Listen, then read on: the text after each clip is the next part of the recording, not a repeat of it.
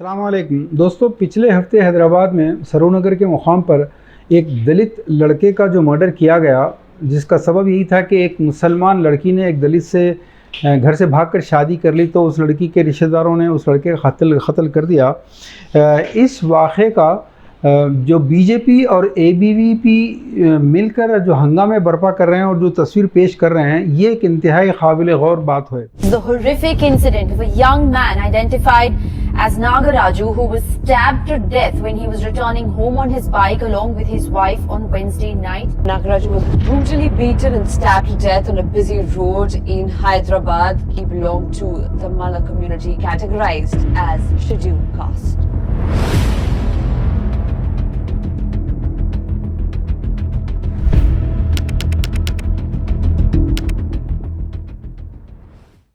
पहली बात तो ये कि इस कत्ल की कोई तायद नहीं कर सकता। जो भी हुआ इंतहाई गलत हुआ, क्योंकि महज अपने मज़हब की गैरत की वजह से या अपने ख़ानदान की गैरत की वजह से क़ानून अपने हाथ में ले लेना और किसी की ज़िंदगी ख़त्म कर देना, उसको जान से मार डालना, ये ख़तई ना तो इसकी इंसानियत इजाज़त देती है, ना तो इस्लाम इजाज़त देता है। सऊदी अरब में भी अगर चले जाएँ, वहाँ पर भी अगर कोई लड़की गैर मुस्लिम से भी करेगी तो मामला क़ानून तय करेगा, कोई अपने क़ानून हाथ में नहीं लेगा।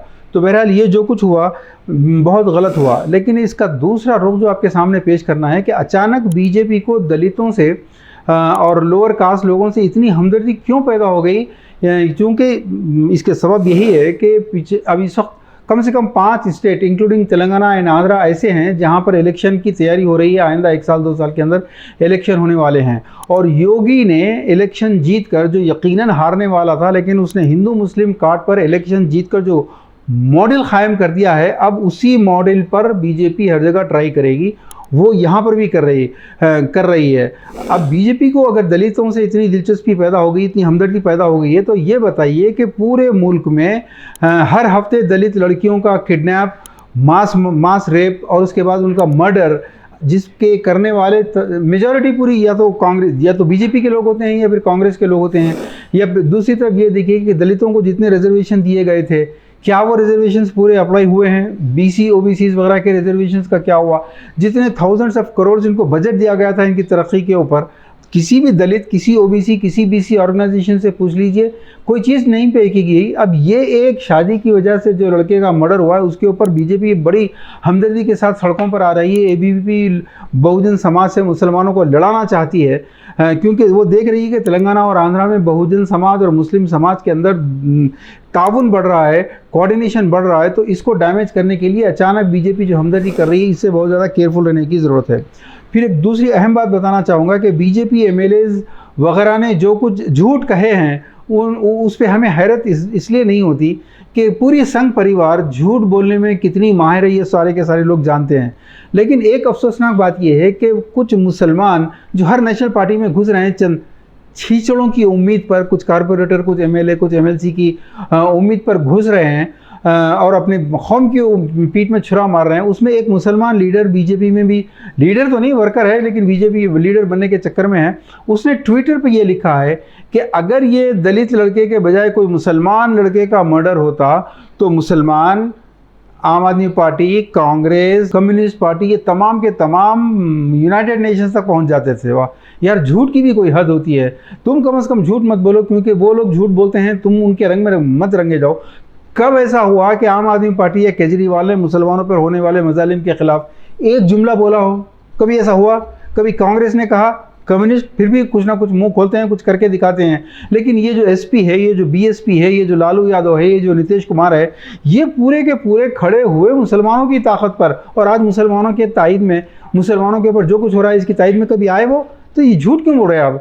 अब आइए, जहाँ तक के दूसरी जातियों में शादी का सवाल है, ये बात हर हिंदू और हर मुसलमान को समझना चाहिए कि कोई नई नहीं है। हर हफ्ते में कम से कम 4-5 न्यूज़ ऐसी आती हैं कि कभी रेड्डी की लड़की भाग गई, कभी ब्राह्मण की लड़की शेड्यूल कास्ट के साथ भाग गई। और आपकी एंटी कन्वर्जन बिल और एंटी इंटरकास्ट मैरिज बिल्स जो बीजेपी स्टेट के अंदर ही लाए गए हैं, क्यों लाए गए हैं? क्योंकि हिंदू लड़कियां कसीर तादाद में मुसलमान लड़कों से शादी कर रही हैं और एट द सेम टाइम मुसलमान लड़कियां भी हिंदुओं के साथ शादी करने पर मजबूर हो गई हैं। कुछ लोग कहते हैं कि जी ये एजुकेशन की वजह से हो रहा है, कुछ लोग कहते हैं कि ये मोहब्बत है, ये इश्क है। हर आदमी अपनी अपनी रीज़न पेश करने की कोशिश करता है। दोस्तों ऐसा कोई रीज़न सही नहीं है ये, एक ही रीज़न है। उसका रीज़न बताने से पहले आप जाके सर्वे कीजिए। ये चाहे वो हिंदू लड़की ने मुसलमान लड़के से शादी की हो या मुसलमान लड़की ने हिंदू लड़के से शादी की हो, ये जितने मैरिजेस हुए हैं आप जाकर पता कर लीजिए, तमाम के तमाम 100% मैरिजेस में खाना नहीं था, जहेज़ नहीं था, मुकम्मल डॉरी फ्री वेडिंग्स थी। ये असल सबब है। हो क्या रहा है कि आज लड़की इलिटरेट नहीं रही पहले की तरह, आज लड़की एजुकेटेड है, सेल्फ सफिशिएंट है, अपने पाँव पे खड़ी हो सकती है, नौकरी कर सकती है।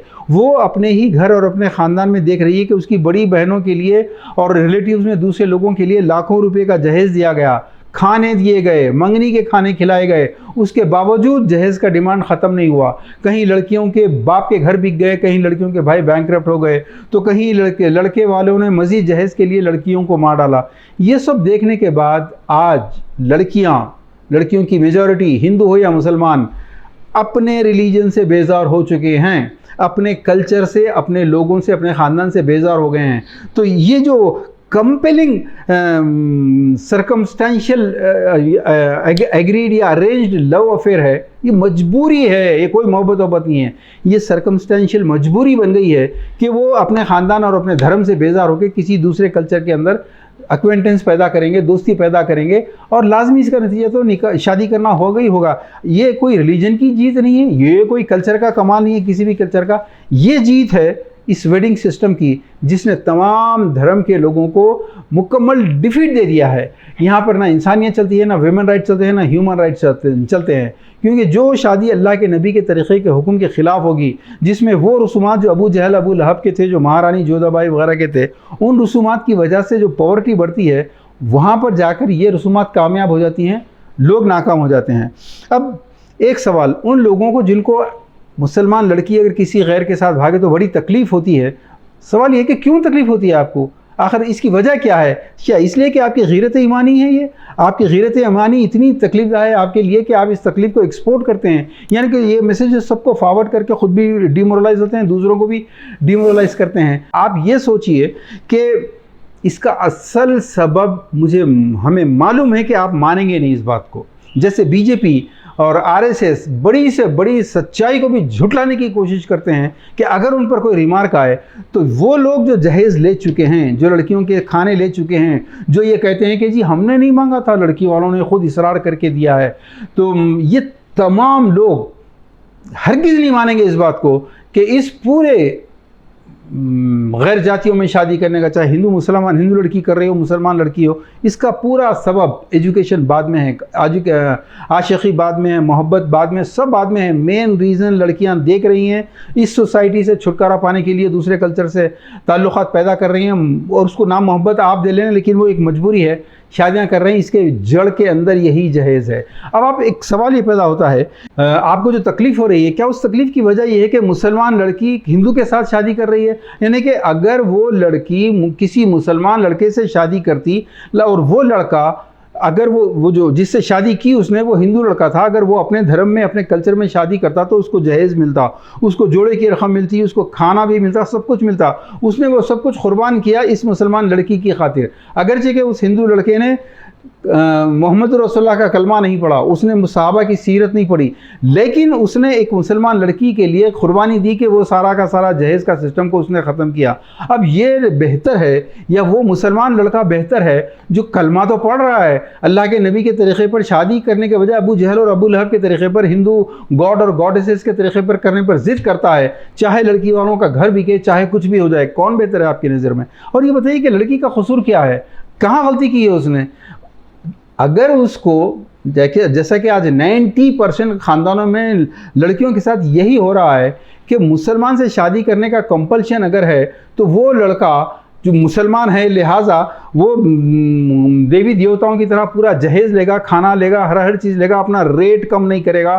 उसकी अम्मा, उसकी दादी की कोई अरमान कम होने वाले नहीं है, चाहे किसी का घर बिक जाए। तो उस लड़की ने बजाय मुसलमान लड़के से जो शादी तो करना चाहता है लेकिन हिंदू तरीक़े पर, उस लड़की ने डायरेक्ट हिंदू से शादी कर ली। इसमें बुरा क्या किया?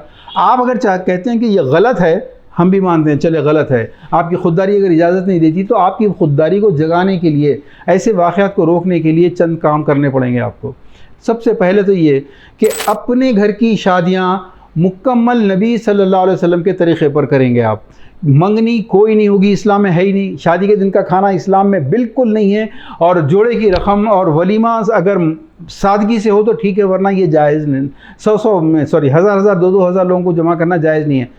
आप अगर इन शादियों को अवॉइड करेंगे तो 90% गरीबों के लिए शादी आसान होगी। वरना ऐसी लड़कियों का जो गैरों में शादी कर रही हैं या ख़ुदकुशियाँ कर रही हैं, ज़िम्मेदार वो लोग हैं जो ऐसी शादियां कर रहे हैं, और उनसे बड़े मुजरिम वो हैं जो ऐसी शादियों में जाके शरीक होकर खाने खा रहे हैं, उनका दावतनामा कबूल कर रहे हैं। और उससे भी बड़े मुजरिम वो मौलवी और वो मुर्शिद हैं जो एक तरफ तो जहेज़ के ख़िलाफ़ बहुत कुछ कहते हैं, लेकिन दूसरी तरफ इज्तिहाद के दरवाजे बंद कर चोर दरवाजे खोल के देते हैं और कहते हैं कि जी कोई खुशी से दे तो लेना भी जायज़ है, खाना भी जायज़ है, दावत कबूल करना भी जायज़ है। ये असल है।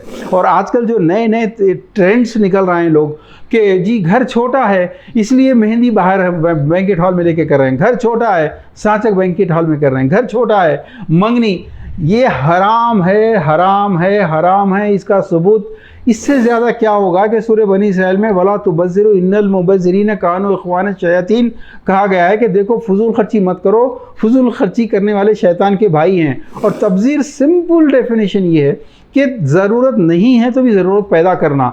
घर छोटा है लेकिन आप ज़रूरत को छोटी करना नहीं चाहते, कुरान को सुन्नत को या शरीयत को छोटा होते हैं, ये छोटे होते हैं, होने दें। आपकी ज़रूरत छोटी नहीं होगी, बड़ी होके आप बैंकेट हॉल लेना चाहते हैं। अल्लाह के नबी के ने ये रस्म और रिवाज किए या नहीं किए आपको परवाह नहीं, लेकिन आप ये करना चाहते हैं। ये वजह है कि ये जो नागराजू का कत्ल हुआ है, कल आपके किसी मोहम्मद असलम, मोहम्मद काजिम, मोहम्मद अली का भी कत्ल हो सकता है। ये सिलसिला रुकने वाला नहीं है। अगर ये सिलसिले को रोकना है तो 3 लोग जो ऐसी शादियां कर रहे हैं, जो ऐसी शादियों में शिरकत कर रहे हैं और जो ऐसी शादियों में शिरकत करने का फतवा दे रहे हैं, आप तमाम के तमाम ज़िम्मेदार हैं। देखिए दोस्तों, हमारे हाथ में कोशिश है। मुख्तसर बात यह है कि जितना नुकसान फाशिस्ट पार्टियां हमको नहीं पहुंचा रही हैं, उतने उससे कहीं ज़्यादा नुकसान ये शादियों का सिस्टम, रुखे पर हदीस, अंदर पूरा अबू जहल अबू लहब का सिस्टम, इसकी वजह से नुकसान हो रहा है। वाखिर दावाना अनिल हम्दुलिल्लाहि रब्बिल आलमीन।